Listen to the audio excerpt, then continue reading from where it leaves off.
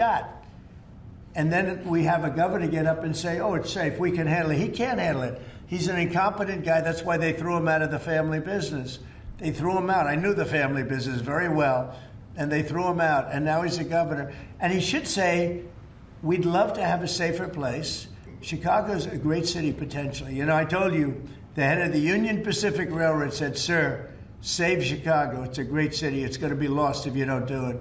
We have no choice but to do this. And when judges give us rulings that, you know, you don't have to do it, Portland is on fire. Portland's been on fire for years. And not so much saving it. We have to save something else, because I think that's all insurrection. I really think that's really criminal insurrection. So I appreciate the question. These are unsafe places. We're going to make them safe. So you see what's going on in Memphis. Not pretty, but you know what? We're doing a pretty job, because it's going to be a very safe place in a little while. And the people of Memphis are so happy that we're there. And the people of Chicago. So you have black women with MAGA hats on in Chicago, all over the place. They want the guard to come in, or they don't care who comes in. They just want to be safe. And they really don't care. You know, there was one woman, and she was great today. She said, you know what? I don't care if it's the National Guard, the Army, the Marines, the Air Force. I don't care who comes in, as long as we're safe. And that's the way most of the public feels. We're going to make Chicago really great again. And we're going to stop this crime. Then we're going to go to another one, and we're going to go city by city. We're going to have safe cities. And it was so great that we started with our nation's capital, one of the worst. I mean, so many people, every week somebody was killed. They'd come from Iowa, they'd come from Indiana. They want to see the Jefferson Memorial, the Lincoln Memorial. They want to see something, and they'd get shot. And you'd call their parents, I'm sorry, but your son is dead. And they go, what do you mean he's dead? Came to Washington, D.C. Not anymore. That's not happening anymore. We have a safe place. We have a safe capital. It's as safe as we have probably almost just about in the country. And if you look back 6 months ago, 7 months ago, this was a death trap. You look back during the Biden, I mean, what they did, how badly they managed things. And almost all of these cities, most of these cities are Democrat-run. And we don't care, Democrat, Republican, we're going to make them safe. So we have to save Chicago. It's very important. And you can't have a governor getting up and saying it's good when 11 people were shot over a weekend. What? The Insurrection Act, under what conditions or terms would you? Well, I'd do it if it was necessary. So far it hasn't been necessary, but we have an Insurrection Act for a reason. If I had to enact it, I'd do that. If people were being killed and courts were holding us up, or governors or mayors were holding us up, sure, I'd do that. I mean, I want to make sure that people aren't killed. We have to make sure that our cities are safe. And it's turning out, and we started with D.C. It's been so successful. Think of it. People wouldn't go to restaurants. The restaurants were closing. We were losing a lot of restaurants, as you all know. And now restaurants are opening, and they're thriving. And I went 2 weeks ago, and it was great. I'm going to go again.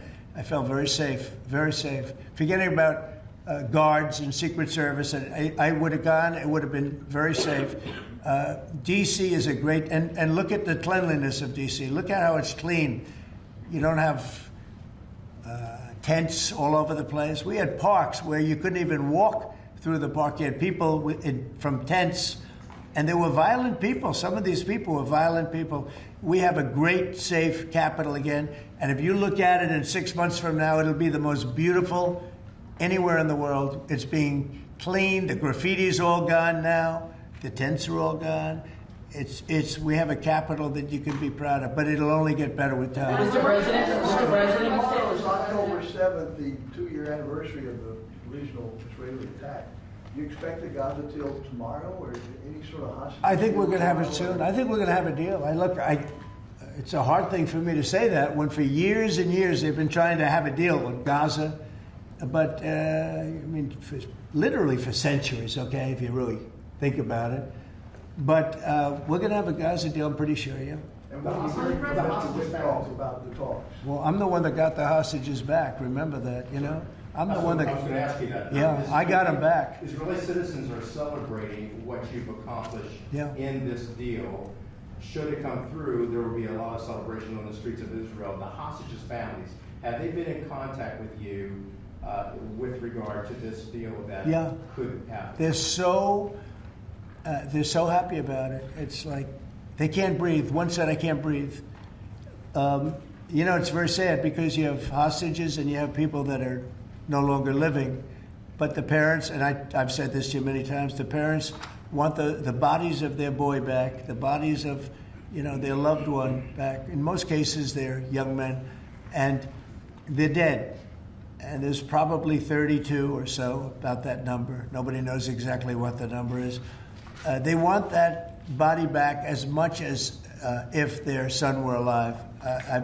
I've been with them. Many have come to the White House, to the Oval Office. I've been with many of the people that I got released. We have a fantastic group working on it.